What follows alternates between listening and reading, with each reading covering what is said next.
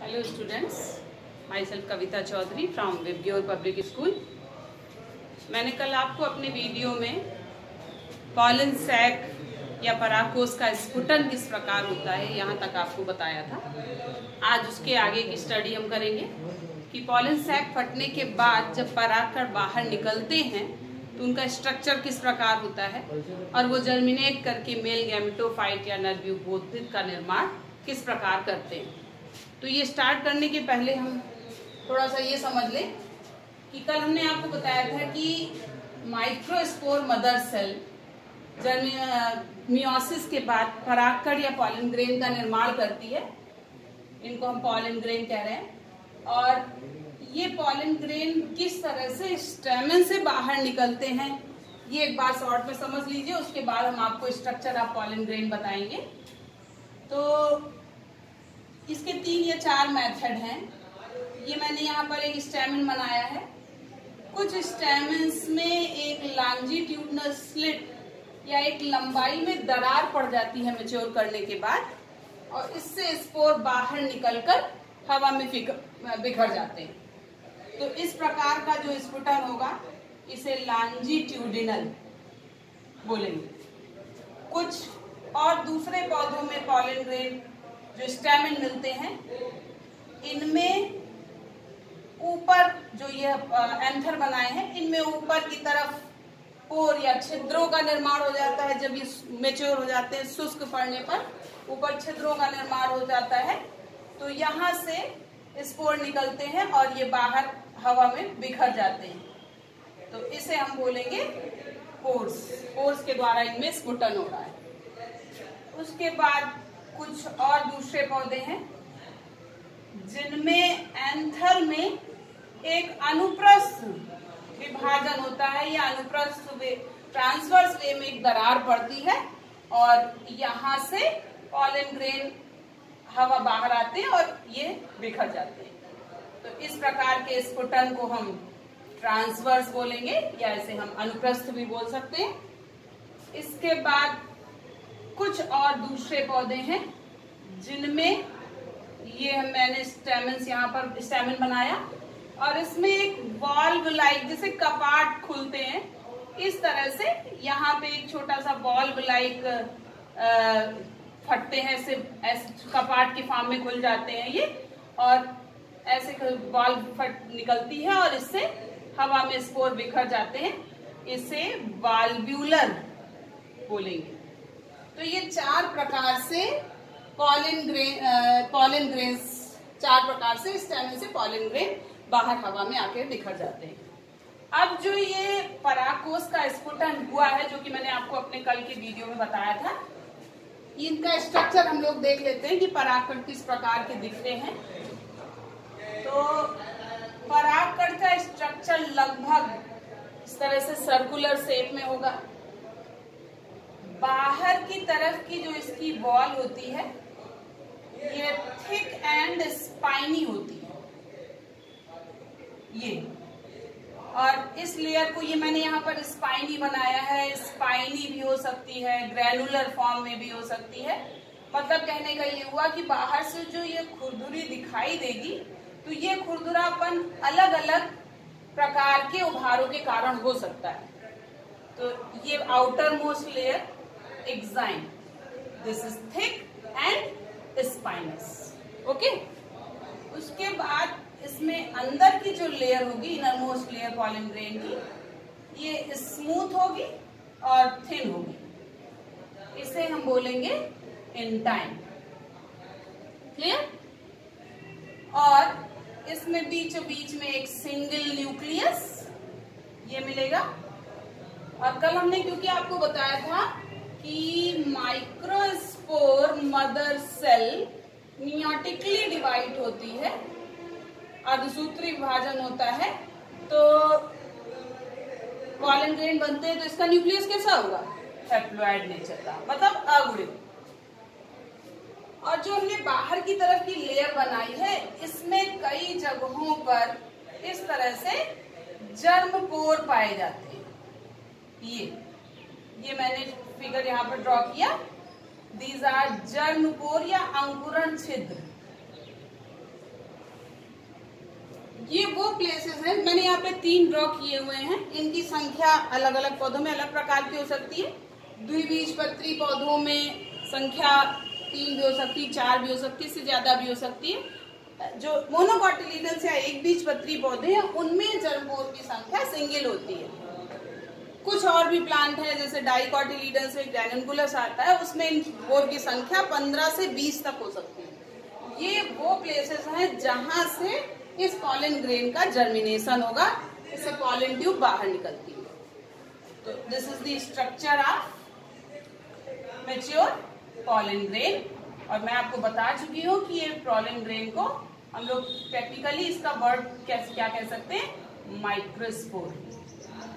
कैसा, किस नेचर का है, haploid, because of this is form after the process of meiosis. Clear. अब मैं आपको बताऊंगी कि ये पॉलन ग्रेन जर्मिनेट करके मेल गैमेटोफाइट या नर म्यूकोद्भिद का निर्माण कैसे करता है। अब पहले हम इसको समझ लें। जब मैंने अपने टॉपिक की शुरुआत की थी तो मैंने आपको बताया था कि जब हम किसी एंजियोस्पर्मिक प्लांट की लाइफ साइकिल पढ़ते हैं तो लाइफ साइकिल से शुरुआत होती है और लाइफ साइकिल में 2 तरह की स्टेज मिलती हैं, gametophyte and sporophyte. Main plant body angiosperm की स्पोरोफाइट होती है which is divided into root, stem and leaf, और gametophytic stage very short lived stage, बहुत कम समय के लिए आती है ये, which is totally dependent on sporophytic plant. तो ये पॉलन ग्रेन जो मियोसिस के बाद बना है ये मेल गैमेटोफाइट की फर्स्ट स्टेज है। हम इसको मेल गैमेटोफाइट अभी नहीं कहेंगे, मेल गैमेटोफाइट बनने के पहले प्रथम स्टेज या फर्स्ट स्टेज है ये। जब ये जर्मिनेट करेगा तो जर्मिनेट करके मेल गैमेटोफाइट बनाएगा। अब इसको एक चीज पहले और समझ ले, इसका जो जर्मिनेशन है पॉलन ग्रेन का, जब ये पॉलन सैक के अंदर होता है, मैंने कल आपको एक स्फुटित परागकोश का ट्रांसफर सेक्शन ड्रॉ किया था, वहां पर कुछ जर्मिनेशन स्टार्ट हो जाता है, इसका न्यूक्लियाई डिवाइड करना शुरू कर देता है।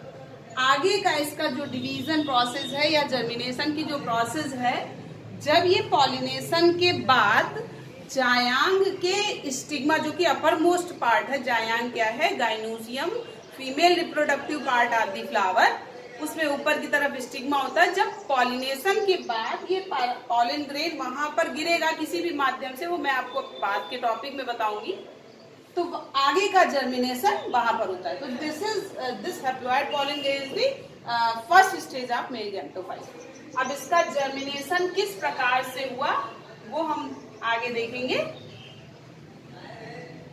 इसका न्यूक्लियस सबसे पहले, मैं यहाँ पर केवल इनर मोस्ट लाइन ड्रॉ कर रही हूँ। इसका जो न्यूक्लियस है इसमें माइटोटिक डिवीजन होगा। माइटोटिक डिवीजन का मतलब 2 डॉटर न्यूक्लियाई बनेंगे। एक इसमें ट्यूब न्यूक्लियस कहलाएगा, ट्यूब न्यूक्लियस जिसको वेजिटेटिव न्यूक्लियस भी कह सकते हैं, वेजिटेटिव न्यूक्लियस। और दूसरा न्यूक्लियस जो बनेगा दिस इज जेनरेटिव न्यूक्लियस। ये मैं एक साइन इसकी ड्रॉ कर रही हूँ रफली। इस तरह से जो इसका पॉलन ग्रेन है ये जर्मिनेशन स्टार्ट होगा। तो 2 न्यूक्लियस पहले माइटोसिस के बाद बने। इसके आगे के स्टेप में ये जो जनरेटिव न्यूक्लियस है ये फिर से माइटोटिक डिवीजन के बाद डिवाइड होकर के 2 मेल गैमेट का निर्माण करेगा। तो ये है ये न्यूक्लियस, 2 इनके बीच में बॉल फॉर्मेशन भी हो जाता है, तो 2 सेल भी बन जाती है। एक सेल में ट्यूब न्यूक्लियस और दूसरे में जनरेटिव न्यूक्लियस बन जाता है। फिर इसके बाद जनरेटिव न्यूक्लियस माइटोटिकली डिवाइड होकर के 2 न्यूक्लियाई फिर से बनाता है। ये दोनों न्यूक्लियाई जब आगे पॉलन ट्यूब निकलेगी तो उसमें शिफ्ट हो जाएंगे, आगे उसमें स्थानांतरित हो जाते हैं और नर युग्मकों का निर्माण करते हैं। ये इसकी outer most layer exine, this is exine, अभी मैंने आपको बताया, एंटाइन, and this is tube nucleus. ये ट्यूब न्यूक्लियस या वेजिटेटिव न्यूक्लियस फर्दर डिवीजन इसमें नहीं होता है। डिवीजन की प्रोसेस केवल जनरेटिव न्यूक्लियस में होगी। It again divide by mitosis into 2 daughter nuclei. ठीक इसी समय ये पॉलन ग्रेन पर जो जर्मपोर स्थित थे, जिस मैंने आपको अभी फिगर में बताया कि इस पे जर्मपोर या अंकुरण छिद्र पाए जा रहे हैं 2-3, ये मैंने अभी आपको ड्रॉ किए थे।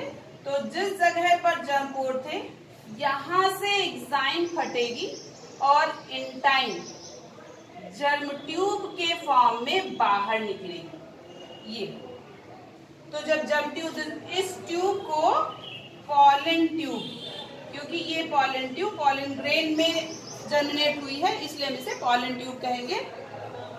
इसका जो ट्यूब न्यूक्लियस है अब ये आगे की ओर बढ़ेगा।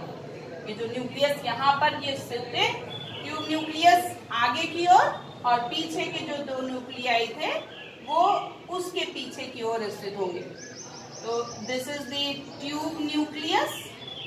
ये क्योंकि इस ट्यूब न्यूक्लियस का फर्टिलाइजेशन प्रोसेस में कोई काम नहीं होता है तो कुछ समय बाद ये फर्टिलाइजेशन के समय ये नष्ट हो जाता है। और जो 2 डॉटर न्यूक्लियाई बने हैं, these are modified into 2 male gamete या नर युग्मक कह सकते हैं, जिससे आगे अभी फर्टिलाइजेशन की प्रोसेस होगी। And this is the structure of male gametophyte. तो मैंने आपको जो बताया ये पॉलन ग्रेन का जो स्ट्रक्चर ड्रॉ किया था, this is the first stage of male gametophyte और इसका जर्मिनेशन पॉलन सैक के अंदर स्टार्ट हो जाता है। आगे की जो प्रोसेस है वो स्टिग्मा पर होती है। मैंने आपको अपने फर्स्ट ईयर के टॉपिक बताया था, गाइनोसियम ड्रॉ किया था और उसमें मैंने आपको बताया था ओवरी, स्टाइल एंड स्टिग्मा। तो जब पॉलिनेशन के बाद ये पॉलन ग्रेन यहाँ पर गिरेगा तो आगे का जर्मिनेशन प्रोसेस, ये जो न्यूक्लियर का डिवीजन हो रहा है वो यहाँ से स्टार्ट होगा। तो ये जो मैंने फिगर बनाया, this is the structure of male gametophyte of angiospermic plant. This is very short lived stage, बहुत कम समय के लिए अवस्था आती है, क्योंकि जैसे ही ये पॉलन ट्यूब यहाँ पर निकलेगी आगे फिर ये जाकर के यहाँ ओव्यूल, जो ओवरी के अंदर ओव्यूल पाए जा रहे हैं वहां पर फर्टिलाइजेशन कंप्लीट हो जाएगा। एंड जो ये मेल गैमेटोफाइट है, this is dependent on sporophytic plant. आगे इसमें फर्टिलाइजेशन की प्रोसेस कैसे होती है मैं आपको अपने नेक्स्ट वीडियो में बताऊंगी। Thank you.